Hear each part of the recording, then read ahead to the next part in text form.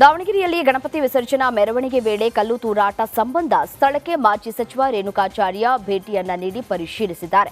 ಸ್ಥಳೀಯರಿಂದ ಮಾಹಿತಿ ಪಡೆದಂತಹ ರೇಣುಕಾಚಾರ್ಯ ಯಾರು ಹೆದರಬೇಡಿ, ನಿಮ್ಮೊಂದಿಗೆ ನಾವಿದ್ದೇವೆ ಅಂತ ಧೈರ್ಯವನ್ನ ತುಂಬಿದ್ರು. ಸರ್ಕಾರ ಪೊಲೀಸರ ಕೈ ಕಟ್ಟಿ ಹಾಕಿದೆ, ಹಾಗಾಗಿ ಪೊಲೀಸರು ಸುಮ್ಮನಿದ್ದಾರೆ ಅಂತ ಹೇಳಿದ್ರು. ಈ ವೇಳೆ ಪೊಲೀಸರಿಗೆ ಕರೆ ಮಾಡಿ ಅಮಾಯಕರನ್ನ ಬಂಧಿಸದಂತೆ ಆಗ್ರಹಿಸಿದ್ರು.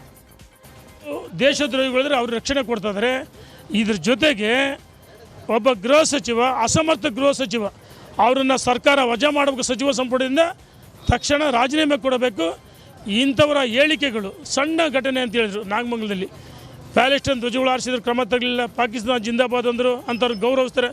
ಅದಕ್ಕೋಸ್ಕರ ದಾವಣಗೆರೆಯಲ್ಲಿ ನಿನ್ನೆ ಘಟನೆ ಮರುಕಳಿಸಿದೆ. ಈ ಘಟನೆಗೆ ಕಾಂಗ್ರೆಸ್ ಸರ್ಕಾರ ಗೃಹ ಸಚಿವ ನೇರ ಹೊಣೆ ಅಂತ ಹೇಳಕ್ಕೆ ಇಷ್ಟಪಡ್ತೀವಿ. ಸರ್ಕಾರ 100ಕ್ಕೆ 100 ವಿಫಲವಾಗಿದೆ. ನಾವು ಹೇಳ್ತಾ ಇದ್ದೀವಿ, ಕಂಡಲ್ಲಿಗೆ ಯಾರು ಭಯೋತ್ಪಾದಕರೇ ಕಂಡಲ್ಲಿ ಗುಂಡಿಟ್ಟು ಹೊಡಿಬೇಕು ಅಂದ್ರೆ ಗಲ್ಲಿಗೆ ಎಷ್ಟಾಗ ಈ ಭಯೋತ್ಪಾದಕ ಅಟ್ಟಾಸನ ಮೆರೆಯಲ್ಲ. ಇವತ್ತು ಅಮಾಯಕರನ್ನ. ದಾವಣಗೆರೆಯಲ್ಲಿ ಗಣೇಶ ವಿಸರ್ಜನೆ ಮೆರವಣಿಗೆ ವೇಳೆ ಕಲ್ಲು ತೂರಾಟ ಪ್ರಕರಣ ಸಂಬಂಧ ನಗರದಲ್ಲಿ ಪೊಲೀಸ್ ಬಿಗಿ ಭದ್ರತೆ ಮುಂದುವರೆದಿದೆ.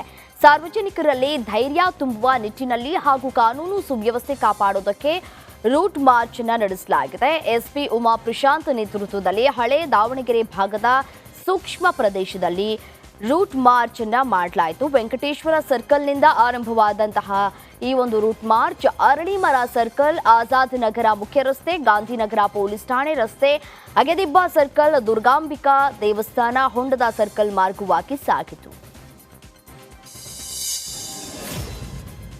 ತುಮಕೂರಿನ ಭಜರಂಗ ದಳದ ಗಣೇಶ ಮೂರ್ತಿ ವಿಸರ್ಜನಾ ಕಾರ್ಯಕ್ರಮ ನಡೆಯುವಂತಹ ಹಿನ್ನೆಲೆಯಲ್ಲಿ ಪೊಲೀಸ್ ಪಥ ಸಂಚಲನವನ್ನ ನಡೆಸಿ ಅರಿವನ್ನ ಮೂಡಿಸಿದ್ರು. ಗಣೇಶ ಮೂರ್ತಿ ವಿಸರ್ಜನಾ ಮೆರವಣಿಗೆ ಹಾದು ಹೋಗುವ ಸ್ಥಳಗಳಲ್ಲಿ ರೂಟ್ ಮಾರ್ಚ್ ಮಾಡುವ ಮುಖೇನ ಜಾಗೃತಿಯನ್ನ ಮೂಡಿಸಿದ್ರು. ಬಿಜಿಎಸ್ ಸರ್ಕಲ್ನಲ್ಲಿರುವಂತಹ ನಾಗರಕಟ್ಟೆಯ ಗಣಪತಿ ದೇವಸ್ಥಾನದಿಂದ ಟೌನ್ ಹಾಲ್ ಮಾರ್ಗವಾಗಿ ಎಂಜಿ ರಸ್ತೆ, ಚೌಕಿ ವೃತ್ತಗಳಲ್ಲಿ ಪಥ ಸಂಚಲನ ನಡೆಸಿದ್ರು. ಪಥ ಸಂಚಲನ ಕಾರ್ಯಕ್ರಮದಲ್ಲಿ ನೂರಾರು ಪೊಲೀಸರು ಭಾಗಿಯಾಗಿದ್ದರು.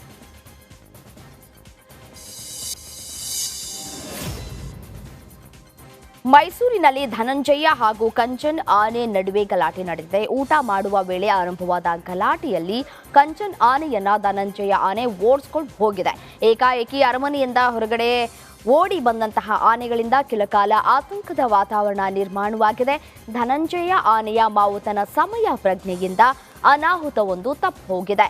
ಅರಮನೆಯಿಂದ ಆನೆಗಳು ಹೊರಗಡೆ ಓಡಿ ಬಂದಂತಹ ವಿಡಿಯೋ ಎಲ್ಲೆಡೆ ವೈರಲ್ ಆಗಿದೆ.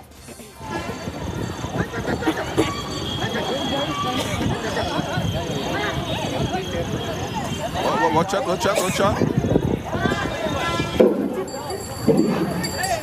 Stop.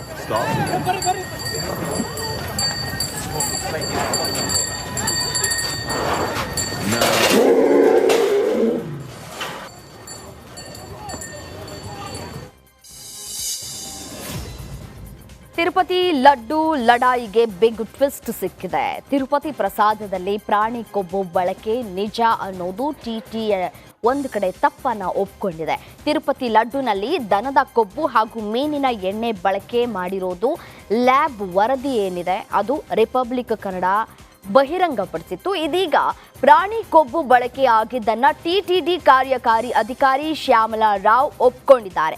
ಈ ಬಗ್ಗೆ ಆಂಧ್ರ ಸರ್ಕಾರದಿಂದ ವರದಿಯನ್ನ ಕೇಂದ್ರ ಸರ್ಕಾರ ಕೇಳಿದೆ.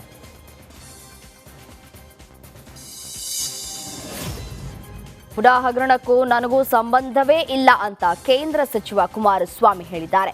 ಮಂಡ್ಯದಲ್ಲಿ ಮಾತನಾಡಿದ ಎಚ್ಡಿಕೆ, ಮುಡಾ ಸೈಟ್ ಹಂಚಿಕೆಯಲ್ಲಿ ನನ್ನ ಪಾತ್ರ ಏನಿದೆ ಅಂತ ಪ್ರಶ್ನೆ ಮಾಡಿದ್ದಾರೆ. ಯಾವನೋ ಬರೆದುಕೊಟ್ಟಿದ್ದಾರೆ, ತುತ್ತೂರಿ ಓದಿದ್ದಾರೆ ಅಂತ ಕಿಡಿಕಾರಿದ್ದಾರೆ. ಆಗ್ರಹ ಮಾಡ್ತೀರಾ ಸರ್? ಏನಕ್ಕೆ ಅಂದ್ರೆ ಪ್ರಕರಣಕ್ಕೆ ಸಂಬಂಧಪಟ್ಟಂತೆ ನನಗೂ ಅದಕ್ಕೂ ಸಂಬಂಧ ಏನಿದೆ? ಕನ್ನಡ ಓದಕ್ಕೆ ಬರುತ್ತೋ ಇಂಗ್ಲೀಷ್ ಓದಕ್ಕೆ ಬರುತ್ತೋ ಕೇಳಿ ಇವ್ರಿಗೆ ಮುಂಚೆ. ಸಚಿವರೆಲ್ಲ ಪೇಪರ್ನ ಸರಿಯಾಗಿ ಕೂತ್ಕೊಂಡು ನೋಡಕ್ಕೆ ಹೇಳಿ, ಅದರಲ್ಲಿ ಏನಿದೆ ಅಂತ ಹೇಳಿ. ಅವ್ರೇನು ಹುಚ್ಚರ ಅಂತ ಕೇಳ್ತೀನಿ ರಾಜೀನಾಮೆ ಕೇಳೋಕ್ಕೆ. ಅವ್ರು ರಾಜೀನಾಮೆ ಕೇಳಿದ್ರು ಅಂತೇಳಿ ರಾಜೀನಾಮೆ ಕೊಡೋಕ್ಕಾಯ್ತದ? ಏನಕ್ಕೆ ರಾಜೀನಾಮೆ ಕೊಡ್ಬೇಕು? ಏನು ತಪ್ಪು ಮಾಡಿದ್ದೀನಿ ಅಂತ ಓಲಿ ಡಾಕ್ಯುಮೆಂಟ್ ನೋಡಿದ್ದಾರೆ ಅವರು ಸರಿಯಾಗಿ. ಯಾವ ಮುಂದಿನ 8 ವರ್ಷ 3 ತಿಂಗಳು ಕಾಂಗ್ರೆಸ್ ಸರ್ಕಾರ ಸುಭದ್ರವಾಗಿ ಇರಲಿದೆ ಅಂತ ಸಚಿವ ರಾಮಲಿಂಗಾರೆಡ್ಡಿ ಹೇಳಿದ್ದಾರೆ.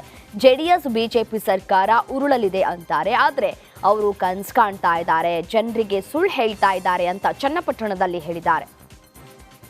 ಸುಳ್ಳು ಹೇಳೋದರಲ್ಲಿ ನಿಷ್ಠಾವಂತರವರು ಬಿಜೆಪಿಯವರು ಸುಳ್ಳು ಹೇಳಿ ಜನರನ್ನ ದಾರಿ ತಪ್ಪಿಸುವಂತ ಕೆಲಸವನ್ನ ಮಾಡಿದ್ದಾರೆ. ಏನೋ ದೇಶದಲ್ಲಿ ಸರಿ ಏನು ಅಕಸ್ಮಾತ್ ಅಧಿಕಾರಕ್ಕೆ ಬಂದ್ಬಿಟ್ಟಿದ್ದಾರೆ. ಇನ್ನೊಂದು 20 ಸ್ಥಾನ ಬಂದಿದ್ರೆ ಅವರು ಮನೆಗೆ ಹೋಗ್ಬೇಕಾಗಿತ್ತು. ಅಕಸ್ಮಾತ್ ಅಧಿಕಾರಕ್ಕೆ ಬಂದ್ಬಿಟ್ರು ಅಷ್ಟೇ.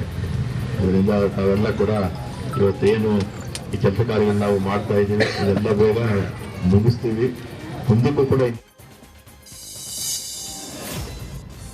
ಮುನಿರತ್ನ ಪ್ರಕರಣದಲ್ಲಿ ಸೂಕ್ತ ತನಿಖೆ ಆಗಬೇಕು. ಇದರ ಹಿಂದೆ ಡಿಕೆಶಿಯ ಕೈವಾಡ ಇದೆ ಅಂತ ಬಿಜೆಪಿ ರಾಜ್ಯಾಧ್ಯಕ್ಷ ಬಿವೈ ವಿಜಯೇಂದ್ರ ಗಂಭೀರ ಆರೋಪವನ್ನು ಮಾಡಿದ್ದಾರೆ. ಈ ಪ್ರಕರಣದಲ್ಲಿ ಡಿಕೆಶಿ ಪ್ರಭಾವ ಎಷ್ಟು ಇದೆ ಅನ್ನೋದು ಗೊತ್ತಾಗಬೇಕಿದೆ. ಯಾವ ವೇಗದಲ್ಲಿ ಎಫ್ಐಆರ್ ಆಗ್ತಾ ಇದೆ ಅಂತ ಕಾಂಗ್ರೆಸ್ ವಿರುದ್ಧ ಕಿಡಿಕಾರಿದ್ದಾರೆ. ನೇರವಾಗಿ ಸಂದರ್ಭ ಹೇಳೋದಕ್ಕೆ ಇಚ್ಛಪಡ್ತೇನೆ. ಮುನಿರತ್ನ ಎಪಿಸೋಡ್ ವಿಚಾರದಲ್ಲಿ ಒಂದು ಕಡೆ ಏನು ವಿಚಾರಗಳು ಬರ್ತಾ ಇದೆ ಇವತ್ತು, ಅದ್ರ ಬಗ್ಗೆ ಸೂಕ್ತವಾಗಿರ್ತಕ್ಕಂಥ ತನಿಖೆ ಆಗಬೇಕು. ಅದ್ರ ಬಗ್ಗೆ ನಮ್ದೇನು ತಕರಾರಿಲ್ಲ. ಬಟ್ ಯಾವ ವೇಗದಲ್ಲಿ ಇವೆಲ್ಲವೂ ಕೂಡ ಎಫ್ಐಆರ್ ರಿಜಿಸ್ಟರ್ ಆಗ್ತಾ ಇರ್ತಕ್ಕಂಥದ್ದು 2020ರಲ್ಲಿ ಘಟನೆ ಆಗಿದೆ ಅಂತ ಹೇಳ್ತಾರೆ. ಈಗ ಯಾಕೆ 2024ರಲ್ಲಿ ಹೊರ ಬರ್ತಾ ಇದೆ? ಇದರ ಎಲ್ಲದರ ಹಿಂದೆ ಯಾರು ಇದ್ದಾರೆ, ಸತ್ಯಾಸತ್ಯತೆ ಏನು ಅಂತ ಹೇಳಿ ಇನ್ನೂ ಕೂಡ ಅರ್ಥ ಮಾಡ್ಕೋಬೇಕಾಗಿದೆ.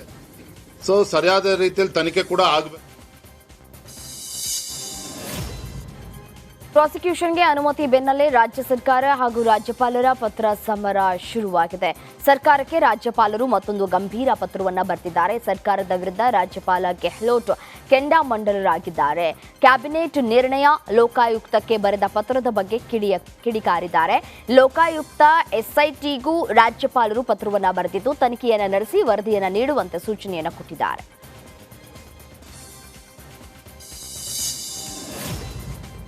ಧಾರವಾಡ ಸೂಪರ್ ಮಾರ್ಕೆಟ್ ಬಳಿ ಮರದ ಕೆಳಗೆ ಪೂಜಿಸ್ತಾ ಇದ್ದಂತಹ ದೇವರುಗಳ ತೆರವಿಗೆ ಪಾಲಿಕೆ ಮುಂದಾಗಿದೆ.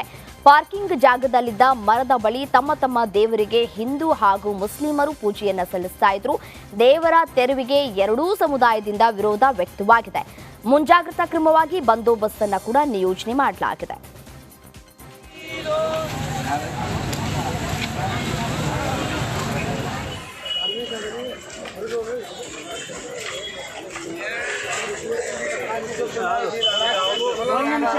ಒಂದು ನಿಮಿಷ ಸರ್ ಹಾಗೆ ಇಟ್ಕೊಳ್ಳಿ.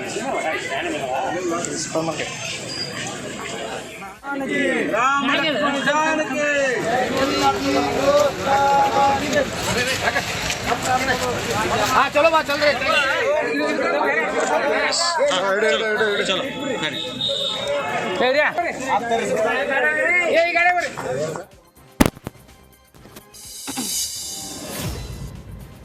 ಚಿಕ್ಕಮಗಳೂರು ನಗರದ ಬಸವನಹಳ್ಳಿಯಲ್ಲಿ ಪ್ರತಿಷ್ಠಾಪಿಸಿದ್ದ ಹಿಂದೂ ಮಹಾಸಭಾ ಗಣಪತಿ ಸೆಪ್ಟೆಂಬರ್ 18ರಂದು ವಿಸರ್ಜನೆಗೊಳಿಸಲಾಗಿದೆ.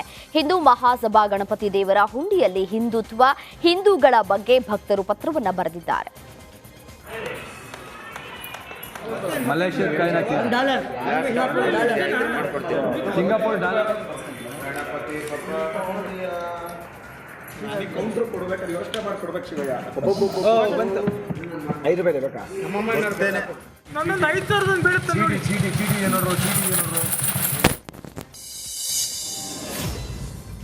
ಬೆಳಗಾವಿ ಜಿಲ್ಲೆ ಅಥಣಿಯ ಹಲ್ಯಾಳ ಗ್ರಾಮದ ಕೃಷ್ಣ ಸಹಕಾರಿ ಸಕ್ಕರೆ ಕಾರ್ಖಾನೆ ಸಭೆಯಲ್ಲಿ ಮಾತಿನ ಚಕಮಕಿ ನಡೆದಿದೆ.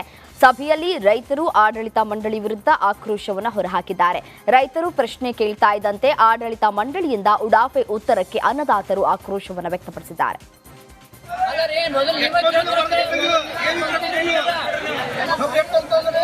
ಏನಾದರೂ ಇದ್ರೆ ಲಿಖಿತವಾಗಿ ನಮಗೆ ಪ್ರಶ್ನೆ ಕೇಳಿದ್ರೆ ನಾವು ಲಿಖಿತವಾಗಿ ಉತ್ತರವನ್ನು ಕೊಡ್ತೇವೆ.